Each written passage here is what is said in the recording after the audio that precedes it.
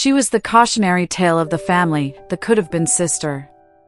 Once top of her law class, Rachel Ellis now showed up to her younger sister's wedding in a second-hand dress, seated behind a decorative column like a guest no one wanted to remember.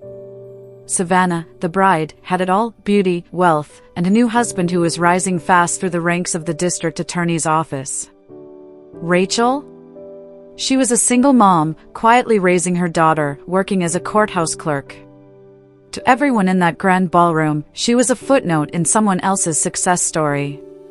So when Savannah raised her champagne glass mid-toast and smirked, "Even my sister showed up today," the family's cautionary tale, the room laughed. Everyone, that is, until the groom, Savannah's new husband, stood up, took the mic, and said 5 words that stopped the music, froze the laughter, and made every head turn. "I believe it's Your Honor." What happened next? Well, let's just say, no one ever looked at Rachel the same way again. Because behind every woman they write off, there might just be a storm quietly building, a storm that one day walks in wearing a judge's robe. There was a time when Rachel Ellis was everything her family bragged about. She was the first Ellis to attend an Ivy League school, NYU Law, no less. Top of her class, law review editor, internship offers from some of the most prestigious firms in Manhattan. Her professors called her a natural. Her parents called her our future Supreme Court Justice. Her younger sister, Savannah? She just called her perfect. Rachel didn't party. She didn't waste time. She had a plan. And she was executing it with surgical precision. Until one decision, one man, changed everything. She met Carter at a legal conference in D.C. He was charming, ambitious, and made her feel like she didn't always have to be the best. For once, she could be vulnerable. Loved. They married fast. Too fast. Just a few months after the wedding, Rachel found herself pregnant, and Carter found himself not ready. He left. No warning, no conversation, just a text and a signed set of annulment papers delivered to her office during lunch.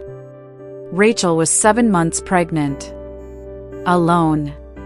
With finals coming up and no money for rent. Her family?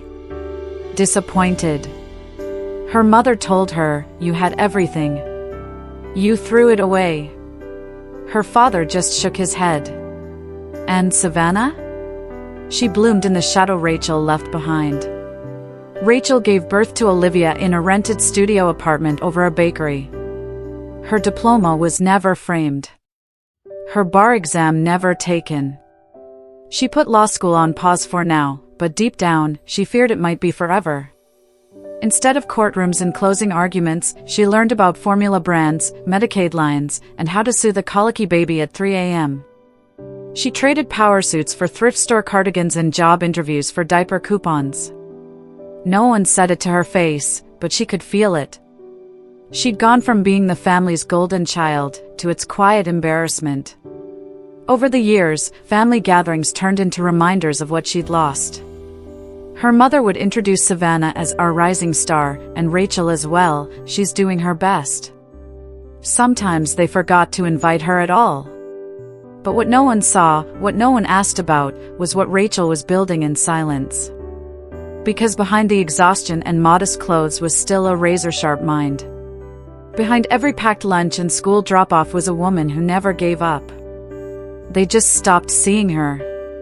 And honestly, Rachel preferred it that way. Because the thing about being underestimated is that when you rise again, no one sees it coming. Rachel Ellis never made a big announcement. No social media posts. No inspirational quotes taped to the mirror. Just quiet, relentless motion, one step, then the next. Every morning began before the sun.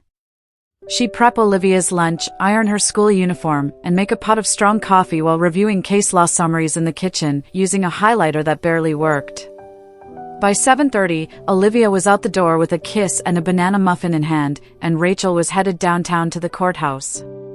She didn't wear power suits anymore. Just clean, pressed blouses and shoes that had seen better days. But she walked those marble halls like she belonged, because in a way, she did. As a court clerk, Rachel handled everything from processing motions to prepping exhibits. Judges trusted her. Attorneys respected her work ethic, even if they never remembered her name. No one knew she was taking night classes. No one knew she was restudying for the bar, again, after failing the first time post-divorce. She'd hide flashcards inside her legal files. Read constitutional law during lunch breaks. Take practice exams at 1 a.m. while Olivia slept in the next room. On weekends, while other moms were at soccer games or wine tastings, Rachel was buried in horn books, her daughter curled beside her coloring quietly. People assumed she had given up. Even her own family. Her mother would sigh over the phone, "Have you thought about dating again? Maybe it's time to just focus on being a mom."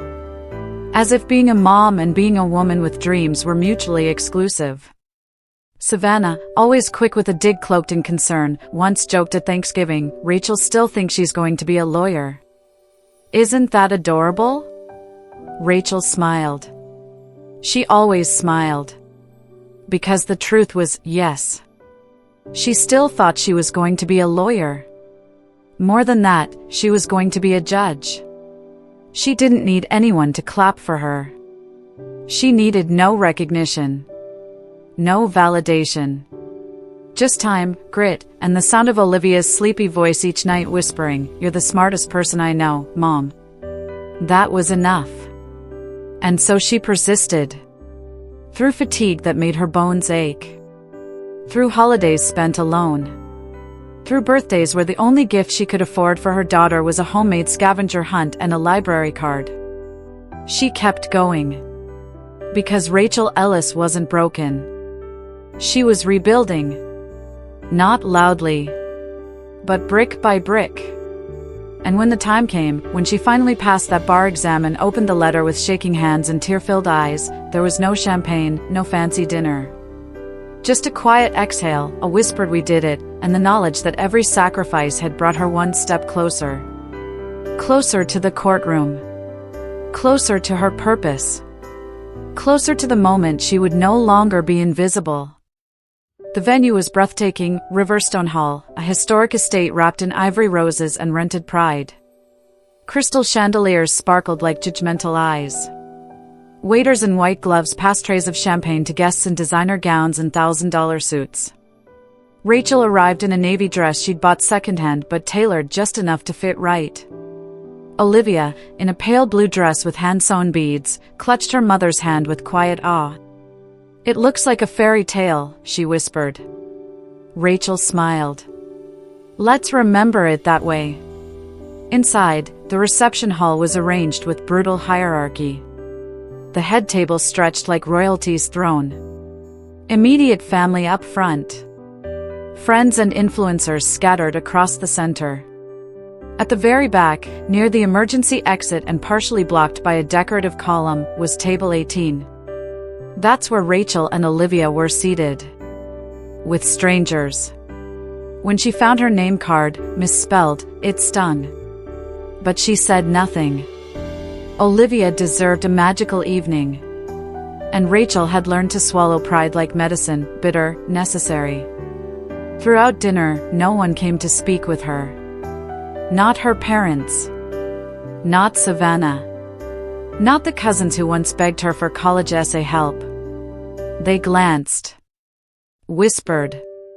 Smiled with closed lips and turned away. The only person who approached was the groom. Eric Turner. He was all charm, tall, polished, a man used to commanding courtrooms. "Rachel, right?" he asked, extending a hand. "Savannah's told me a lot about you." Her reply was diplomatic. "I hope the good outweighed the bad." He smiled, a little too quickly. Of course. Then came the moment that would burn itself into Rachel's memory like a scar. After the entree plates were cleared and the champagne flutes were refilled, Savannah rose, glowing in her Vero wine gown, a glittering vision of success, and tapped her glass. "Thank you all," she began, "for being here to celebrate what I hope will be a perfect beginning." The room applauded politely. Then she turned toward the back, locking eyes with her sister. Her tone shifted, still sweet, but now sharp-edged. "I'm especially touched," she continued, "that even my sister Rachel could make it tonight. I know she's busy with her work at the courthouse." A few guests chuckled. "I mean, she was always the overachiever, right?" Savannah's smile widened. Top of her class. Destined for greatness. Life had other plans. More laughter. Nervous. Unsure. Rachel's jaw tightened. "I guess she's proof," Savannah finished with a wink, "that not every fairy tale ends with a crown. Some end with paperwork." The silence that followed felt longer than it was. Rachel reached instinctively for Olivia's hand under the table. "Mom," Olivia whispered, "why is Aunt Savannah being mean?" Rachel swallowed hard. "Because sometimes, people mistake pain for punchlines." Her voice didn't shake. Her posture didn't falter. But inside, something shifted. She had spent years building herself back up in silence. And now, in a room full of people who had already decided who she was, she sat beneath a chandelier, humiliated. The only thing they hadn't counted on? She wasn't who she used to be. Rachel reached for her purse, her fingers trembling slightly. Olivia was tired, her small head leaning against her mother's shoulder, eyes glassy from the long evening. The humiliation from Savannah's toast still clung to Rachel like perfume she couldn't wash off. Her cheeks burned not from embarrassment, but from restraint. She had said nothing. She had taken it all. Like always. Until now. She stood, gently nudging Olivia to her feet. "Time to go, sweetheart." They made it halfway toward the exit when a voice, firm, male, and amplified through the mic, cut through the gentle hum of post-toast chatter. "If I may," the groom said, standing tall at the head table, microphone in hand. "I'd like to say something." Rachel paused mid-step.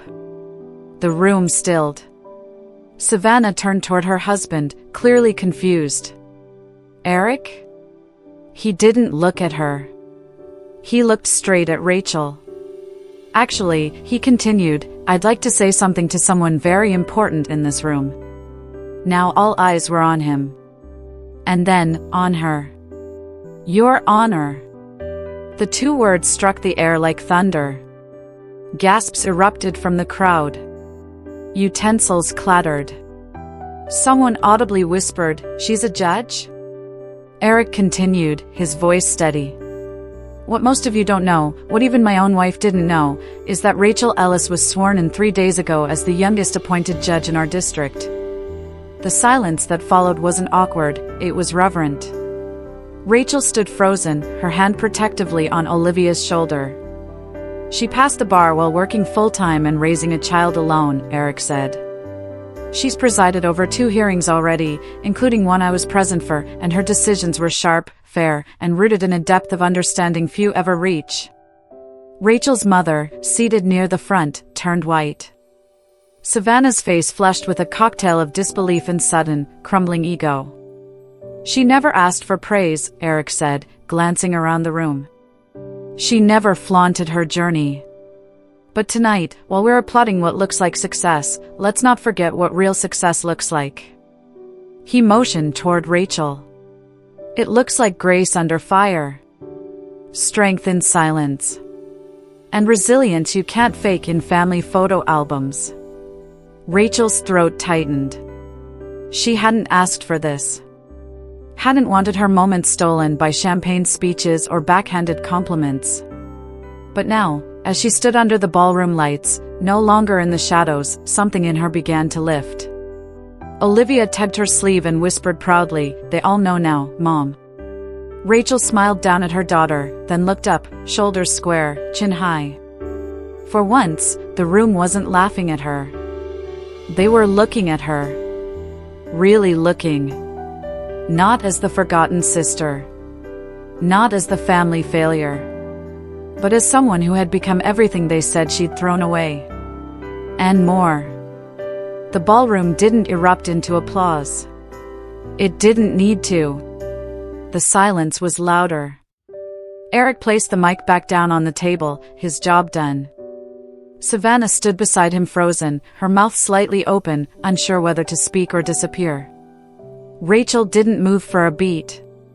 She could feel hundreds of eyes pressing on her like stage lights. Some were stunned. Some ashamed. Some simply recalibrating the story they thought they knew. She took Olivia's hand again. "Ready, honey?" But before she could take another step toward the door, a familiar voice called out. "Rachel." She turned. It was her father.